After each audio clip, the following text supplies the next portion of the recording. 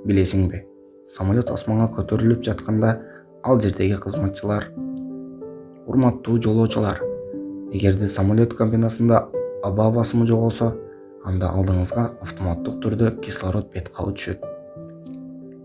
Эгерде сиз самолетто балаңыз же жакын адамдарыңыз менен бирге болсоңуз, анда сураныч бет капты биринчи болуп өзүңүз тагыңыз. Кара, ушул сөздөрдүн дагы жашоого тиешеси бар экен. Сен бир инсанга жардам берүүдөн мурда өзүңө жардам бер.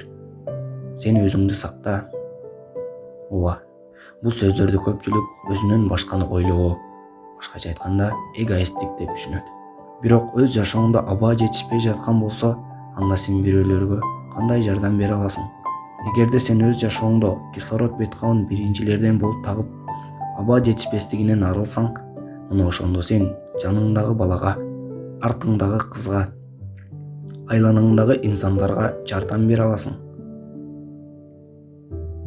Эгерде сен ошол кислороддон өзүң дем алып, башкаларга жардам бербесең, мына ошол чыныгы эгоисттик. Ооба, мындай инсандар жашообузда көп учурайт. Айтчы, өзүңдө эч нерсе жок болсо, өзгөгө эмне бере аласың?